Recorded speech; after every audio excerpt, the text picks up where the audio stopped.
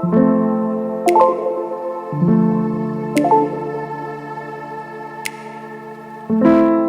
Friends, welcome to my channel Dipali চিটিংস and creativity. তোমরা সবাই কেমন আছো? নিশ্চয়ই খুব খুব ভালো আছো। আমিও মোটামুটি আছি। তো দেখো, এখানে আবার একটা রেসিপি নিয়ে চলে এসেছি। তো এগুলো দেখতে পাচ্ছ, এগুলো জলপাই। তো জলপাই আমি আগে প্রথমে এটাকে মাথাটা কেটে সেদ্ধ করে নিয়েছি। সেদ্ধ করে নিয়ে এবার এটা আমি জলপাইয়ের চাটনি বানাবো। তো জলপাইয়ের চাটনি তো সবাই বানাও, জানো, তবু আমি যেমনভাবে বানাচ্ছি সেটাই তোমাদের সঙ্গে শেয়ার করছি। তো দেখো, এখানে এই যে একটা কড়াই নিয়ে নিয়েছি। কড়াইতে আমি তেল দিয়ে দিয়েছি, সর্ষের তেল দিয়েই করছি। দিয়ে 5 ফোড়ন দিয়ে দিলাম। তারপর দিয়ে দিলাম গোটা জিরে ফোড়ন। তো দিয়ে দিলাম। দিয়ে এটা এবারে ফোড়নগুলোকে আমি একটু ভেজে নেব। তো এই সময় বলে রাখি, পুরনো বন্ধুদের অসংখ্য ধন্যবাদ, তোমরা আমার সঙ্গে আছো।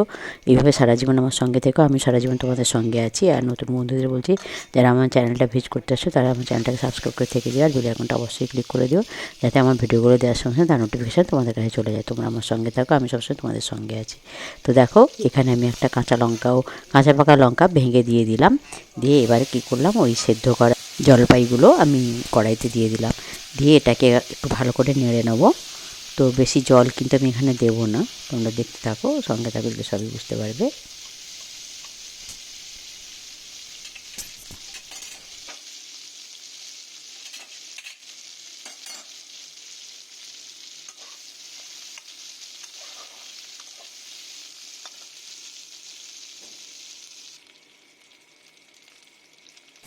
তো দেখো, এবার আমি পরিমাণ মতো এখানে হলুদ দিয়ে দিচ্ছি, আর দিয়ে দিচ্ছি পরিমাণ মতো লবণ।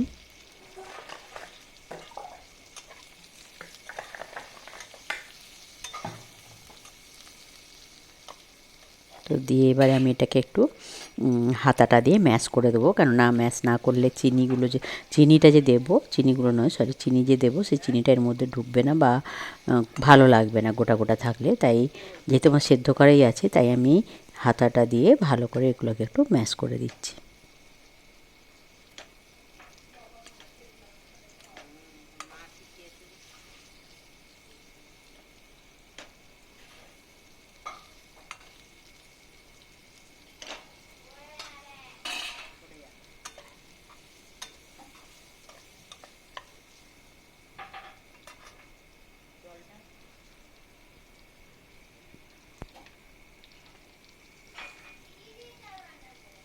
তো দেখো, আমি অল্প জল দেবো বলেছিলাম, তো সে অল্প করেই জল দিচ্ছি।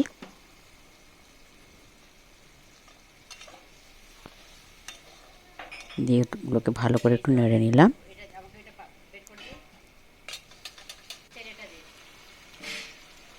তো একটু ফুটে উঠলেই কিন্তু আমি চিনিটা অ্যাড করে দেবো। এই হলুদটা মনে হচ্ছে আমার একটু কম হয়েছে, তাই একটু হলুদ দিয়ে দিলাম।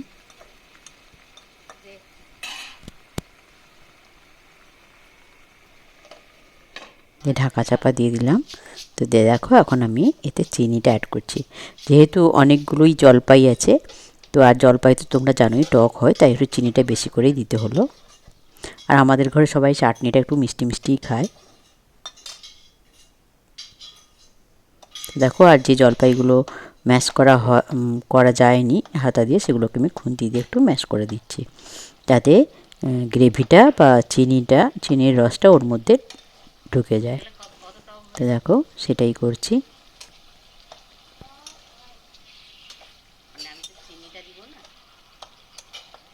আর লঙ্কাটাকেও একটু ম্যাশ করে দিচ্ছি, যাতে লঙ্কার ঝালটাও এর মধ্যে, চাটনি সবসময় মিষ্টি মিষ্টি ঝাল ঝাল টক টক হবে। টক খুব একটা বেশি আমাদের কেউ খায় না, মিষ্টি মিষ্টি ঝাল ঝাল হয়, আর অল্প টক থাকে, সেরকম চাটনি আমাদের খেতে খুব ভালো লাগে। তো দেখো, হয়ে গেছে।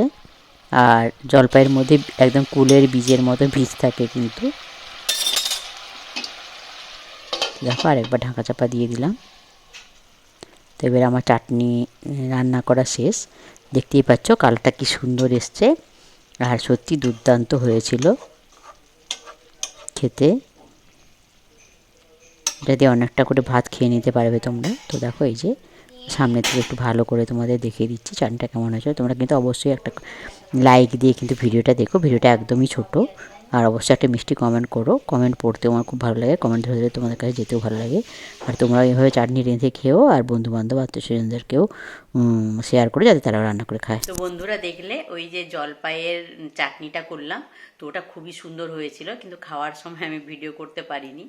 তো সবাই বলেছে খুব ভালো হয়েছে, এবং অনেকটাই করেছিলাম, ওটাকে রেখে দিয়েছি, ফ্রিজে রেখে রেখেই খাওয়া হবে। তো তাই বলছি, তোমরাও কিন্তু এইভাবে জলপাইয়ের চাটনি বানিয়ে খেও, খুবই ভালো লাগে ওটা, শেষ পাতে খেতে মানে দারুণ লাগে যাকে বলে। তো সবাই খুব খুব ভালো থেকো, সুস্থ থেকো, সাবধানে থেকো, আমার সঙ্গে থেকো, আমি সবসময় তোমাদের সঙ্গে আছি। Good afternoon, by.